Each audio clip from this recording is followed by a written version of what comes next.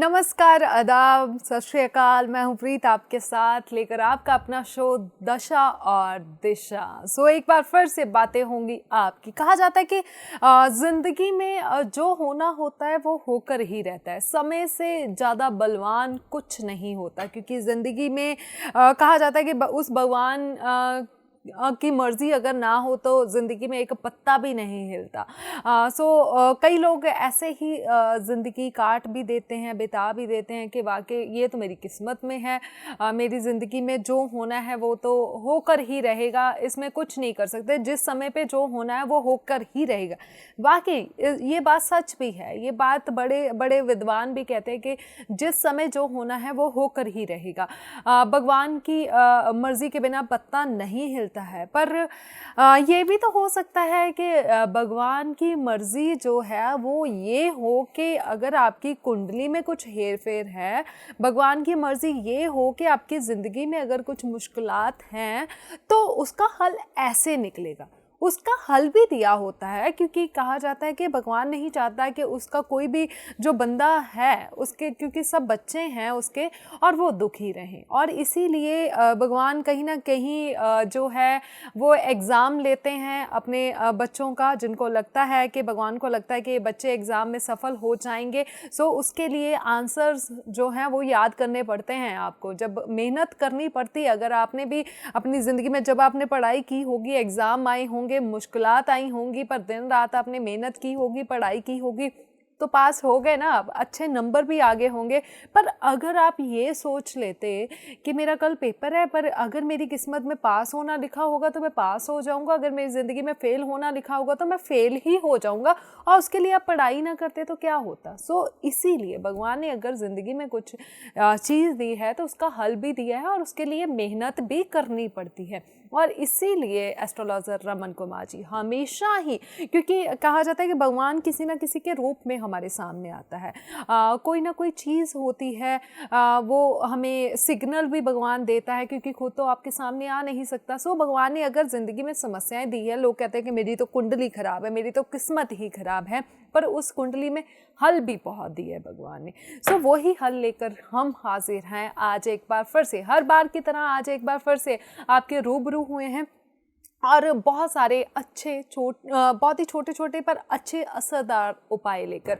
और ये उपाय आज के नहीं हैं, ये उपाय बहुत ही पुराने हैं। सदियों से जो उपाय हैं वो हमारे पुरातन समय से चलते आ रहे हैं, और सदियों में राजे महाराजाए, या फिर हम बात करें खुद हमारे भगवान भी ये चीज़ें करते थे, तभी ज़िंदगी जो है अच्छी बसर होती थी। और आज जो भगवान ने जो उस टाइम ऋषि मुनियों ने जो उपाय बताएं, छोटी छोटी चीज़ें जो उन्होंने अपनी ज़िंदगी में की, वो एक बार आपको फिर से बताने के लिए हमारे साथ हैं जी एस्ट्रोलॉजर रमन कुमार जी। जी नंबर फ्लैश हो रहे हैं, नंबर को नोट करके रख लीजिए, अपॉइंटमेंट फिक्स कर लीजिए। मुलाकात करने के लिए अमृतसर में आ सकते हैं, या फिर पूछ लीजिए कि आपके शहर में कब आ रहे हैं, और या फिर फ़ोन पर ही अपॉइंटमेंट फ़िक्स कर लीजिए, क्योंकि बहुत सारे लोग फ़ोन करते हैं तो एकदम से आपको बताना थोड़ा मुश्किल हो जाता है। इसीलिए अपॉइंटमेंट फ़िक्स होगी तो इजी रहेगा, समय आपका भी ख़राब नहीं होगा और समय एस्ट्रोलॉजर रमन कुमार जी का भी ख़राब नहीं होगा। बाकी जी कॉपी पेन साथ में रखिए, और बहुत सारे उपाय आज एक बार फिर से आपके रूबरू आने वाले हैं, उनको नोट करना बिल्कुल ना भूलें। स्वागत कर लेते हैं। स्वागत है। बहुत बहुत बहुत बहुत हृदय से पहले प्रणाम रमन कुमार एस्ट्रोलॉजर का आपके चरणों में, और अम्बे मैया की जय। माता रानी के दिन चल रहे हैं, माता दीपावली के दिन चल रहे हैं, तो मैं एस्ट्रोलॉजर रमन कुमार आपके चरणों में, आपके गुरुओं के, आपके पिता के, माता पिता के, आपके सभी सगे संबंधियों के चरणों में मेरा हार्दिक हार्दिक अभिनंदन। आज जो टॉपिक मैं लेने जा रही हूँ वो मेरा नहीं है बल्कि आपका है, क्योंकि बहुत सारे आप हमें मैसेजेस भेजते हैं, और उसमें बहुत सारी चीज़ें जो आपने पूछी होती है, तो हम कोशिश करते हैं कि वही सवाल जो आपके मन में होते हैं, वही समस्याएं जो आपकी ज़िंदगी में होती हैं, उनको पूछा जाए। आज मैं आपसे पूछने जा रही हूँ कि बड़े मैसेजेस आए, हमें कमेंट्स भी बड़े आ रहे हैं, और लोग कहते हैं कि कई बार हमने सुना भी है, आपने भी बताया कि जिंदगी हमारी कुंडली में कुछ ऐसे योग होते हैं जो एक ग्रहण की तरह ज़िंदगी में लग जाते हैं, ज़िंदगी को आए तो तहस नहस ही कर देते हैं, कईयों की ज़िंदगी तो बिल्कुल ख़राब हो जाती है और कहा जाता है कि ये तुम्हारी ज़िंदगी में ये योग था, ये योग बड़ा ख़राब है। सो आज बताइए आप कैसे ये बुरे जो योग हैं उनको दूर किया जाए ताकि ज़िंदगी में काम बनने शुरू हो जाएं, ज़िंदगी में रिश्ते अच्छे बनने शुरू हो जाएं। जी बिल्कुल, बहुत अच्छी बातें, बहुत प्यारी बातें, बहुत काम की बातें करते हैं आप।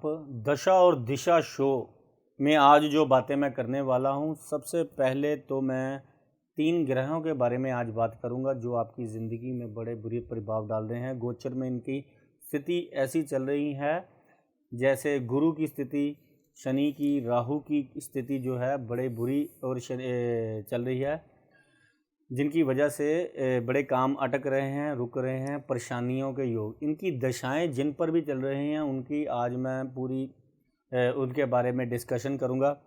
लेकिन आजकल मेरे पास बहुत सारे पढ़े लिखे इंसान आ रहे हैं, ये कुछ ज़्यादा ही पढ़े लिखे हैं, क्योंकि ये देखिए हमारी तो अटूट आस्था है भगवान में। कई लोग मेरे पास आते हैं, कुछ सवाल है जो मैं आज आपके साथ डिस्कस करता हूँ। ज्योतिष तो रोज़ करता हूँ, लेकिन कुछ सवाल जो आपके बारे में आपको जानने बड़े ज़रूरी है। कहते हैं कि एक साइंटिस्ट मेरे पास आए, वो कहते हैं कि आपने भगवान देखा है? क्या भगवान है? इसका क्या प्रूफ है?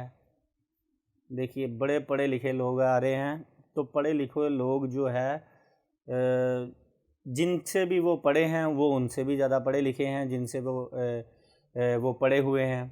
तो मेरी बात आज सर ज़रा ध्यान से सुनने वाली हैं। ये कुछ देर आपके मैं ज़िंदगी के जो लेने वाला हूँ, बड़े काम की बातें करने वाला हूँ।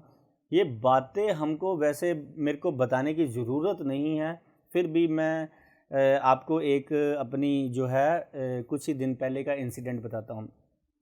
गोवा के बड़े मशहूर साइंटिस्ट हैं जो बड़ी एक ऊंची संस्था में काम कर रहे हैं एज ए साइंटिस्ट।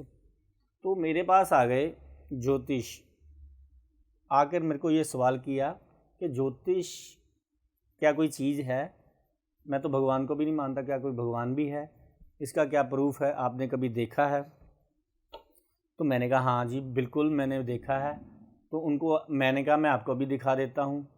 तो उनको मैंने 2-3 सवाल पूछे, बेचारे चुपचाप जाकर अपने उपाय कर रहे हैं बड़े अच्छे से, और अपनी जो कुंडली दिखाने आए थे अपने पूरे परिवार की कुंडलियाँ बनवा कर भी गए हैं, और अपने बारे में भी। वो कौन सी बातें थी वो आपको जाननी बड़ी ज़रूरी है। आपको भी शायद भगवान पर आज के बाद ज़्यादा भरोसा होने लग पड़ेगा। मैंने उनसे पूछा आज आप नहाए थे? उन्होंने कहा हाँ मैं नहाया था। मैंने पूछा कि वो पानी कहाँ से आया था? उन्होंने कहा वो नल से आया था। मैंने कहा नल कहाँ से आया? वो कहते वो टंकी से पानी आता है उसमें। मैंने कहा टंकी में पानी कहाँ से आया? वो कहते वो नीचे पाइपें पड़ी हुई थी, ज़मीन में टंकी बनी हुई थी, वहाँ से वो पानी हमारी टंकी में गया और वहाँ से हमारे नल पर आया। फिर मैंने कहा जो आपकी टंकी में पानी आया वो नीचे जो टंकी बनी हुई थी वहाँ पर आप बाल्टियाँ लेकर गए थे? कहते नहीं, वहाँ पर तो मोटर लगी हुई थी, जिसका हमने बटन ऑन किया, मोटर ने पानी ऊपर जो है हमारी टंकी में जमा कर दिया और हमने नहाया। तो मैंने उनसे पूछा कि आप गोवा से आए हो? उन्होंने कहा जी हाँ मैं गोवा से आया हूँ।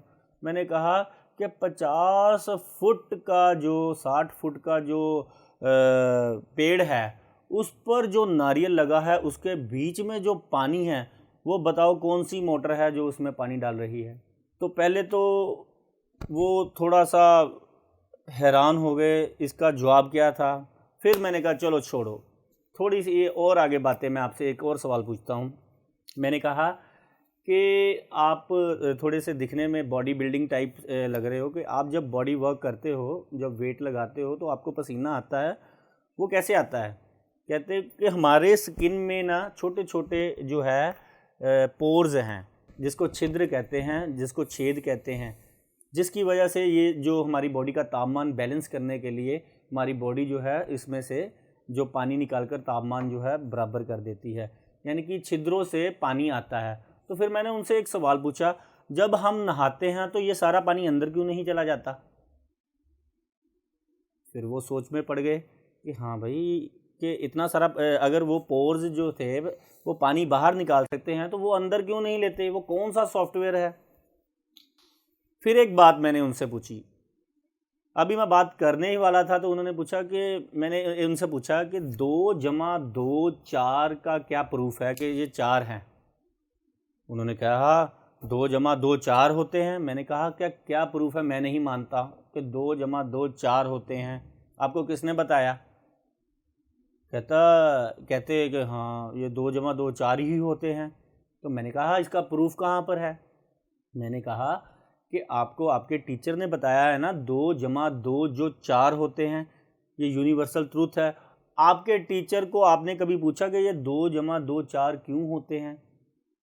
उन्होंने कहा नहीं, मैंने नहीं पूछा। मैंने कहा अगर आप पूछते तो उन्होंने थप्पड़ मारने थे आपको, उनको, क्योंकि उनको भी नहीं पता होना था, उनको भी उनके टीचर ने बताया। ऐसे ही teacher to teacher, teacher to teacher, 2 जमा 2 4, 2 जमा 2 4, 2 जमा 2 4, 2 जमा 2 4, आज तक यही हम बात सुनते आए। ऐसे ही भगवान जो है सत्य है, ज्योतिष सत्य है, ये हमारे teacher to teacher, teacher to teacher, teacher to teacher, teacher to teacher हमको बताया गया है। तो एंड में जो टीचर है वो भगवान श्री कृष्ण है। मद् भगवत गीता में जो भगवान बता रहे हैं सभी ये बातें। देखिए 9 ग्रह हमने बताए हैं, 10वां ये ढूंढ नहीं पाए। ये जहाँ तक साइंटिस्ट, देखिए मैंने ये साइंटिस्ट जिससे बात की थी, अब मैं आपसे बात करता हूँ। जो साइंस और डॉक्टर सोचते हैं, डॉक्टर एक दवाई निकालते हैं, अगले साल उसके 700 साइड इफ़ेक्ट जो है उसके बारे में उनको जांच करने पर पता चल जाता है कि सिर दर्द की दवाई है और उसके 700 साइड इफ़ेक्ट जो शरीर पर ख़राब और पड़ते हैं वो उस दवाई को बैन कर देते हैं। अपनी बनाई हुई चीज़ को ही अगले साल वो बैन कर देते हैं।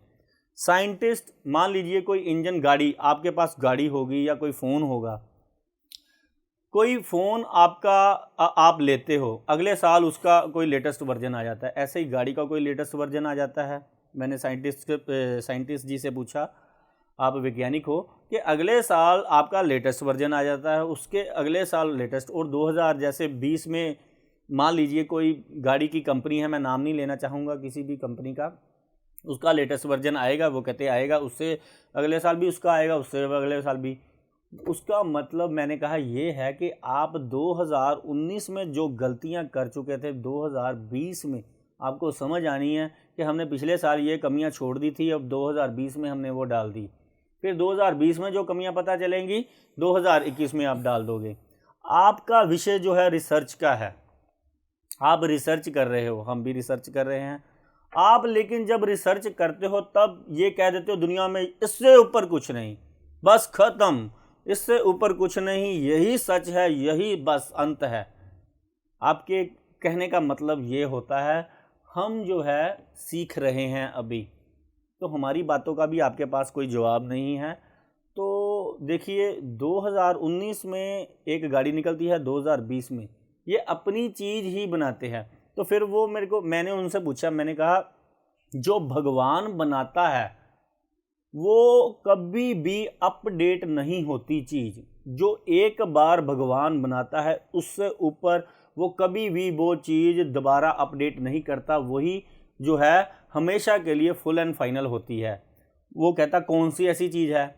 मैंने कहा मैं अभी बता देता हूँ। सबसे पहला मैंने बताया कि ये मानव जो 5000 साल पहले जो मानव की रचना भगवान ने की थी, उसके 2 पैर थे, 2 ही हाथ थे, 2 ही आंखें थी। आज से 5000 साल पहले भी मानव का एक सर था, 2 आंखें थी, एक नाक था, 2 कान थे और 2 लातें थी। आज से 5000 साल बाद भी यही होना है, इसमें कोई अपडेशन नहीं होनी। वृक्ष कल भी हरे थे, आज भी हरे हैं। प्रकृति जल पहले भी ऐसा था, आज भी ऐसा है। जो भगवान बनाता है उसका कोई अपडेट नहीं होता। इसलिए भगवान जो चीज़ दे गए हैं उससे ऊपर कोई ज्ञान नहीं है, उससे ऊपर कोई सच नहीं है। चलो बातें बहुत सारी हैं जो करने वाली हैं। चलो ये तो एक वैज्ञानिक की बातें थी जो मैंने आपसे की हैं। और बड़े पढ़े लिखे इंसान जो है मेरे पास आजकल आते हैं, फिर वो बाद में ज्योतिष कहते हैं कि हमने सीखना है। तो ज्योतिष तो मैं सिखा नहीं सकता क्योंकि मैं खुद सीख रहा हूँ। बाकी जितनी भी छोटी मोटी नॉलेज मेरे को जहाँ जहाँ से मिलती है, जिन जिन गुरुओं से मिलती है, जिन लोगों की संगति में मैं हूँ, मैं आपको आपके सामने आकर अपने विचार रखता हूँ।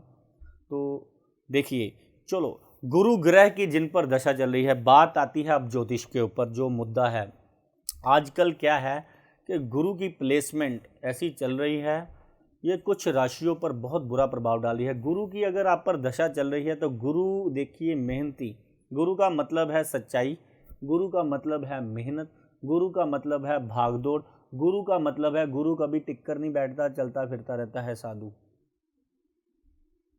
आपकी ज़िंदगी में चलना फिरने वाला काम आपको करना पड़ेगा, भागदौड़ करनी पड़ेगी, मेहनत करनी पड़ेगी। गुरु देर से देता है लेकिन सब्र वाला और ना छीनने वाला किसी से। कि गुरु की दशा में अगर आप मेहनत कर रहे हो, गुरु की दशा में पैसे नहीं खास मिलते लेकिन ज्ञान बहुत मिलता है, क्योंकि सारे रिश्ते नातों का, सारी दुनिया का, कारोबार का ज्ञान, क्योंकि गुरु ज्ञान का मालिक है। ये पैसे थोड़े कम देता है लेकिन ज्ञान बड़ा दे देता है दुनिया का। तो ज्ञान जब आपको आ जाएगा, अगली दशा शनि महाराज की जब आएगी आप पर, तो आप अमीर ज़रूर हो जाओगे और आपकी ज़िंदगी में तरक्कियों के योग बनेंगे, क्योंकि आप एक ज्ञानी पुरुष। और सोना जैसे कहते हैं कि तप कर और ज़्यादा निखर जाता है, कि गुरु की दशा जो है समझ लीजिए वो सोना है जिसमें आप मेहनत कर गए, अपने अगर घर से निकल गए।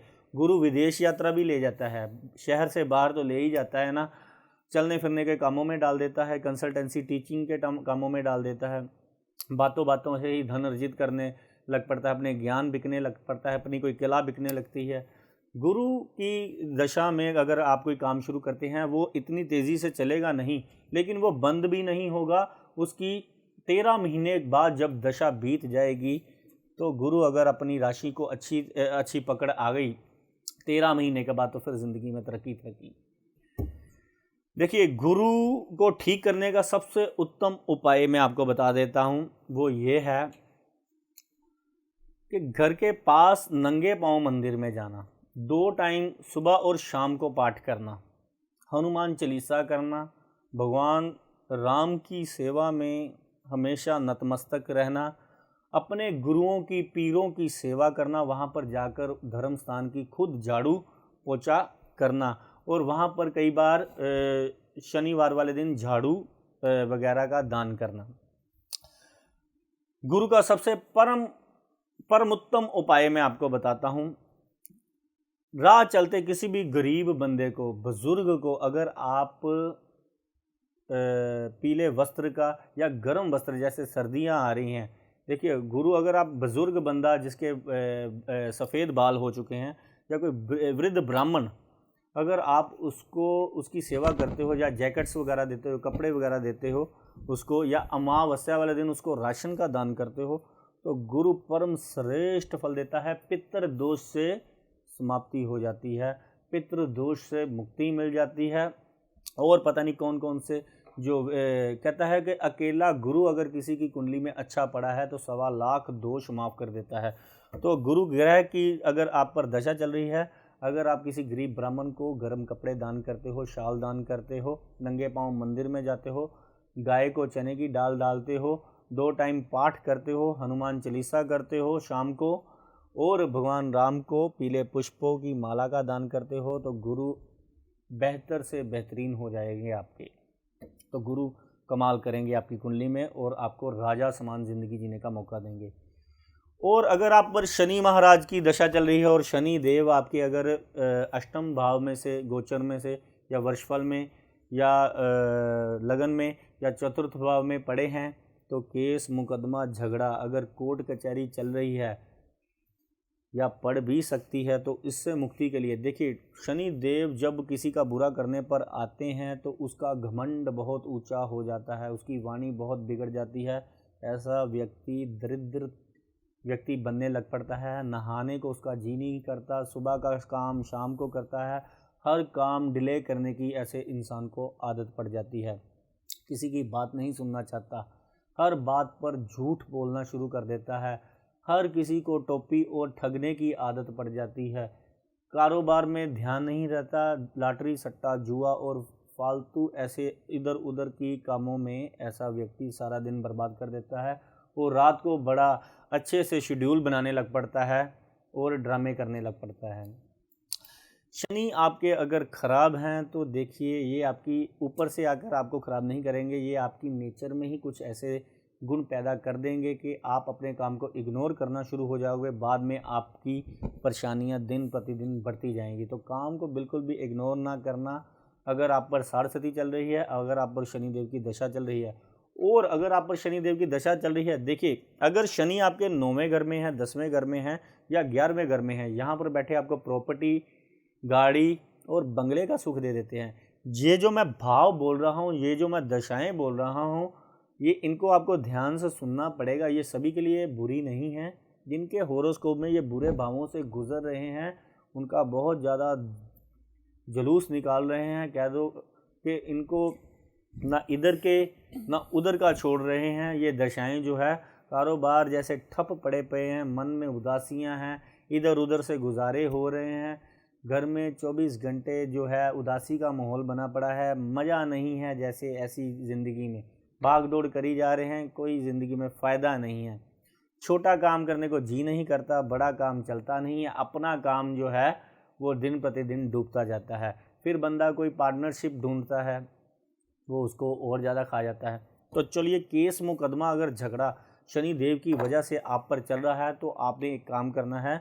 आपके वज़न के बराबर अगर कच्चा कोला आप जल प्रवाह करते हो तो कोर्ट कचहरी से आपको मुक्ति मिलेगी शनिवार वाले दिन। ये आपके रुके हुए कार्यों को भी बहुत जल्दी तेज़ी ला देगा और आपके कारोबार को में आने वाले विघ्न भी दूर कर देगा अगर आप एक बार ये वज़न के बराबर कच्चा कोला जल प्रवाह करते हो, या किसी गरीब को 4 बोतल तेल का दान शनिवार वाले दिन करते हो। एक और उपाय मैं आपको बताता हूँ जो आपको बड़ा कल्याण करेगा। अगर आप शनिवार वाले दिन काले उड़द की दाल बनाकर और तेल में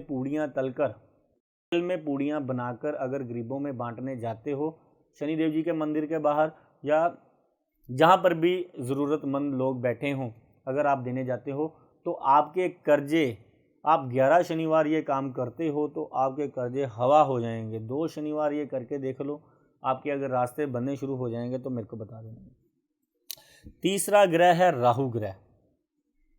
राहु ग्रह की प्लेसमेंट अगर आपके लगन में से चल रही है, अगर आपके चौथे स्थान से चल रही है, अगर आपके 8वें घर में से चल रही है, आपके 7वें घर से चल रही है, अगर गोचर में ये आपके 7वें घर में है या 12वें घर में आया है या दूसरे घर से गुजर रहा है, तो इसका बहुत ज़्यादा बुरा प्रभाव कुंडलियों पर पड़ रहा है। अगर आप पर दशाएं भी राहु की चल रही हैं तो बहुत बुरा हाल है। जेबें खाली हैं, गुस्सा बहुत बड़ा पड़ा है, कालापन बहुत ज़्यादा है। जो भी आपके पास धन संपत्ति है उसको बहुत ध्यान से निवेश कीजिए कृपा करके। इसमें क्या होता है, राहु की दशा में ये अपने माँ बाप को भी तंग करता है इंसान, जो अपने पास पड़ा होता है या बेच के या इकट्ठा करके कोई ऐसा काम शुरू करता है। देखिए, राहु की दशा में इंसान अमीर भी होते हैं, लेकिन इसके 4-5 घंटे ही इसकी दशा में ऐसे आते हैं कि इतना मूर्खतापूर्ण डिसीजन ले लेता है इंसान कि बाद में उसको पछताने का मौका नहीं मिलता और बाद में वो पछताता ही रहता है।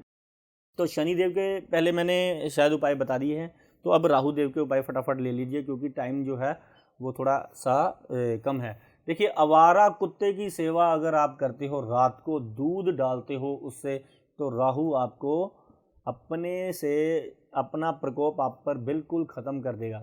एक दूसरा उपाय और मैं आपको बताता हूँ। अगर आप अपनी कॉलोनी में झाड़ू मारने वाले को अगर आप मसर की दाल दान करते हो तो आपकी बीमारी से मुक्ति होती है। अगर आप शमशान घाट के पास करीब जो कन्याएं बैठी होती हैं, अगर उनकी आप अगर जाकर वस्त्रों से या मिठाई से या पैसे से सेवा करते हो तो राहु आपको बहुत जल्दी उत्तम परिणाम देने लग पड़ता है। एक उपाय और बताता हूँ राहु का, जो आपको बड़ी जल्दी राहु से के दुष्प्रभावों से जो है बचाकर लेकर चले जाएगा।